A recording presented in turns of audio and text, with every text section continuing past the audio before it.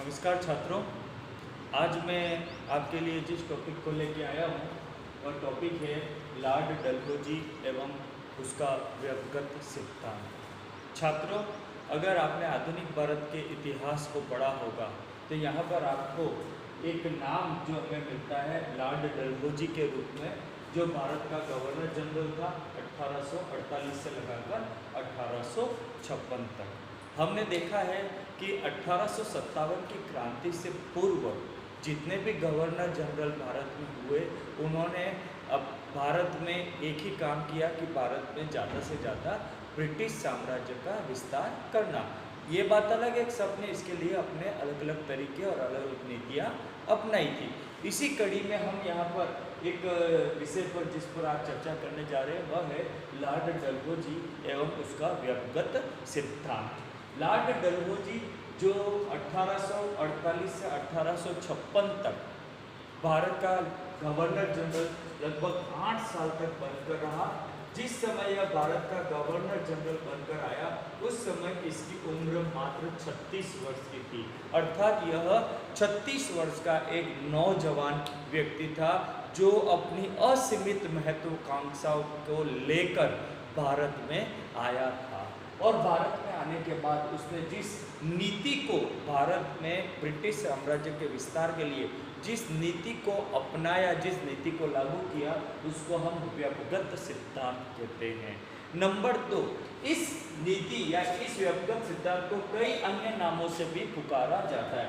इसे गोद निषेध प्रथा भी कहा जाता है, इसे हड़प नीति भी कहा जाता है और अंग्रेजी में इसे डॉक्ट्रिन ऑफ लैप्स पॉलिसी के नाम से जाना जाता है। तो ये इस नीति पर ही हम आज इस वीडियो में चर्चा करेंगे।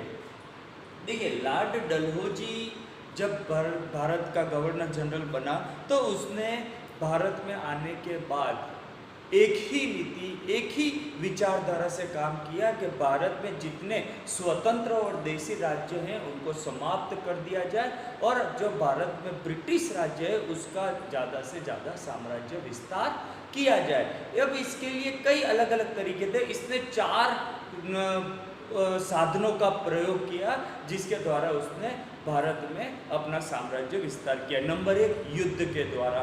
नंबर 2, कर्ज के बदले में या बकाया राशि को के बदले में उन राज्यों के प्रदेशों को हड़पने के द्वारा। नंबर 3, कुशासन का आरोप लगाकर। और नंबर 4 जो था वो था गोद निषेध प्रथा या व्यक्तिगत सिद्धांत। हम थोड़ा सा इसके बैकग्राउंड में बात करते हैं। भारत में ब्रिटिश साम्राज्य की स्थापना के बाद प्रारंभिक काल में अंग्रेजों की नीति जो रही उस नीति को एक नाम दिया गया था जिसे घेरा डालने की नीति कहा जाता है। 1813 तक अंग्रेजों ने इसी नीति के आधार पर काम किया। घेरा डालने की नीति क्या थी? भारत का जो ब्रिटिश राज्य था उसके चारों ओर मित्र राज्यों को बनाए रखना, ताकि जो ब्रिटिश भारत है उस ब्रिटिश भारत के जो एक उस समय छोटा सा था उसके चारों ओर देशी राज्य रहें और उनको अपना मित्र बना के रखे, ताकि जो बीच में इनका ब्रिटिश राज्य है उसकी सीमाएं सुरक्षित रह सके और जब भी कोई समस्या आए तो उसके लिए देशी राज्यों को वह ढाल बनाकर उसका प्रयोग करते थे। और उस दौरान ब्रिटिश गवर्नमेंट की नीति थी वह इन देशी राज्यों में कम से कम हस्तक्षेप करती थी। 1813 तक इस नीति का पालन किया गया जिसको घेरा डालने की नीति कहा गया। 1813 के बाद जब हेस्टिंग्स भारत का गवर्नर जनरल बनकर आया और इससे पूर्व लॉर्ड वेलेस्ली था जिसने भारत में सहायक संधि प्रथा लागू की और उस संधि प्रथा के द्वारा उसने भारतीय राज्यों को एक तरह से अप्रत्यक्ष रूप से अपने कब्जे में ले लिया था। तो लॉर्ड हेस्टिंग्स ने इस नीति में परिवर्तन करके देशी राज्यों के प्रति एक और दूसरी नीति अपनाई जिसको अधीनस्थ अलगाव की नीति कहा जाता है। इस नीति के अंतर्गत कंपनी ने क्या किया, कंपनी के अधीन देशी राज्यों का पृथक अस्तित्व बनाए रखना।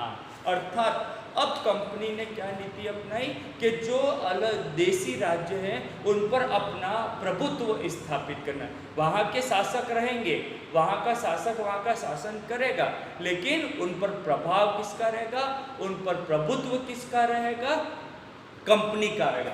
यहाँ पर मित्र की तरह व्यवहार था, लेकिन यहाँ पर बॉस की तरह व्यवहार देखने को मिलता है, जिसमें इन्होंने अधीनस्थ का मित्र राष्ट्र जब तक थे तब तक अंग्रेजों ने उन राज्यों में अहस्तक्षेप की नीति अपना के रखी, लेकिन जब इन्होंने अधीनस्थ अलगाव की नीति अपनाई तो वहां पर अब ये कंपनियों का प्रभाव या प्रभुत्व उन राज्यों पर स्थापित हो गया।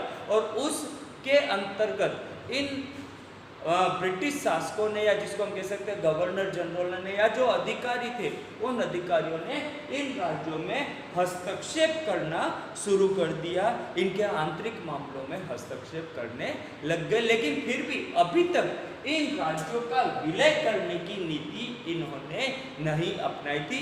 भारत में दो तरह के राज्य थे, एक राज्य जो सीधा अंग्रेजी सरकार के नियंत्रण में था जिसको ब्रिटिश भारत कहा जाता था, और दूसरे वह देशी राज्य जो स्वतंत्र थे या जिन पर कंपनी का प्रभुत्व था, जिनको देशी राज्य कहा जाता था। तो उस समय का जो हमारा देश था उसमें दो प्रकार के अलग अलग शासन व्यवस्था या शासक देखने को मिलते थे। फिर 1848 में लॉर्ड डलहौजी की नियुक्ति हुई। लॉर्ड डलहौजी भारत का गवर्नर जनरल बनकर आया। जैसा कि मैंने अभी कुछ देर पहले बताया था कि डलहौजी जब गवर्नर जनरल बनकर आया उस समय उसकी उम्र मात्र 36 वर्ष की थी, और वह एक महत्वाकांक्षी व्यक्ति था, और यह चाहता था कि जिस उद्देश्य से ब्रिटिश सरकार ने उसे यहाँ पर भेजा है उस उद्देश्य को पूरा करने के लिए ज़्यादा से ज़्यादा ब्रिटिश साम्राज्य का विस्तार किया जाए। और ब्रिटिश साम्राज्य का विस्तार किया जाने के लिए एक ही चीज़ हो सकती थी, देशी राज्यों को समाप्त करना या देशी राज्यों का विलय ब्रिटिश शासन में करना। और उसके लिए उसने हर संभव कार्य किए। उसने अपने पूर्ववर्ती अधिकारियों से हटकर, जैसा कि मैंने बताया कि वो पूरी तरह से साम्राज्यवादी था। जब भारत आया उसने एक ही लक्ष्य बनाया था, भारत में से ज्यादा ब्रिटिश साम्राज्य का विस्तार करना। हम देखते हैं कि उस समय जो लॉर्ड डलहौजी की साम्राज्यवादी नीति हमें यहाँ पर देखने को मिलती है, उसके कई कारण थे। कई कारणों से उसकी यह नीति प्रभावित थी। मैंने यहाँ पर कुछ कारण आपके सामने प्रस्तुत किए हैं, उनके आधार पर हम इस चीज़ को समझने की कोशिश करेंगे। कुछ 5 कारण हमें यहाँ पर देखने को मिलते हैं। नंबर 1, तत्कालीन भारत की राजनीतिक स्थिति। उस समय की भारत की राजनीतिक स्थिति ऐसी थी कि भारत पर अंग्रेजों की प्रभुसत्ता पूरी तरह से स्थापित हो चुकी थी। जो अभी भी ब्रिटिश भारत से अलग थे, देशी राज्य थे, उन देशी राज्यों पर चाहे वो सहायक संधि के माध्यम से हो या अन्य किसी माध्यम से थे, अंग्रेजों ने इतना प्रभाव स्थापित कर लिया था कि सिर्फ उस राजा को डराकर धमकाकर भी उस राज्य को हड़पा जा सकता था। यानी उस समय देशी राज्यों का प्रभुत्व पूरी तरह से समाप्त हो चुका था। नंबर 1। नंबर 2, ब्रिटिश राज्य सीमित होना। डलहौजी जब भारत का गवर्नर जनरल बनकर आया तो उस समय ब्रिटिश भारत का जो क्षेत्र था वह देशी राज्यों से छोटा था। वह इस जिसको हम कह सकते हैं इस अनुपात को बदलना चाहता था, देशी राज्यों को समाप्त करके ज़्यादा से ज़्यादा ब्रिटिश साम्राज्य का विस्तार करना उसका मुख्य लक्ष्य था।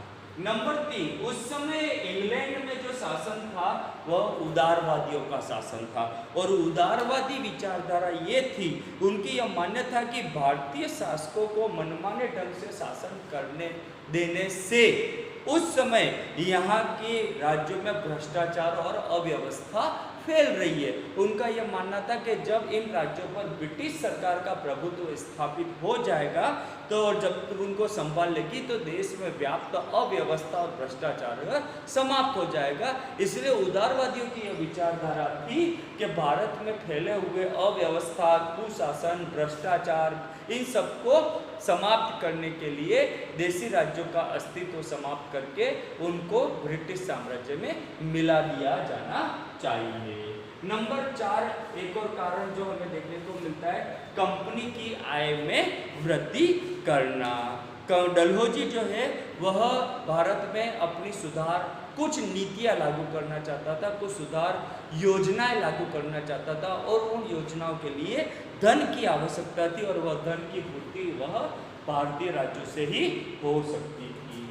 नंबर 5 इंग्लैंड में औद्योगिक क्रांति। उस समय इंग्लैंड में औद्योगिक क्रांति चल रही थी और उस समय ब्रिटेन के उद्योगों के लिए, कल कारखानों के लिए, फैक्ट्रियों के लिए कच्चे माल की आवश्यकता थी और यह कच्चा माल भारतीय राज्यों से, भारत से आसानी से प्राप्त हो सकता था और उस कच्चे माल को प्राप्त करने के लिए भी उन राज्यों पर अपना अधिकार करना, उन राज्यों पर अपना प्रभुत्व स्थापित करना बहुत जरूरी था। तो ये जो कुछ कारण हमें यहाँ पर नजर आते हैं, ये कारण उसके लिए डलहौजी की साम्राज्यवादी विचारधारा की के लिए हमें यहाँ पर नजर आते हैं। ये उसके इन कारणों के कारण भी हमें डलहौजी की साम्राज्यवादी नीति यहाँ पर देखने को मिलती है। ये वो कारण जिम्मेदार थे जिन्होंने भारत में डलहौजी की व्यक्तिगत सिद्धांत या गोद निषेध प्रथा को लागू करने का कार्य किया। तो छात्रों, आज हमने थोड़ा सा इस वीडियो में इस व्यक्तिगत सिद्धांत के पूर्व की बातें और इसके कारणों पर चर्चा की है। अगले वीडियो में हम इस व्यक्तिगत सिद्धांत, जिसको गोद निषेध प्रथा या हड़प नीति या डॉक्ट्रिन ऑफ लैप्स पॉलिसी भी कहा जाता है, उसके बारे में चर्चा करके हम इस पॉलिसी को समझने का प्रयास करेंगे। धन्यवाद।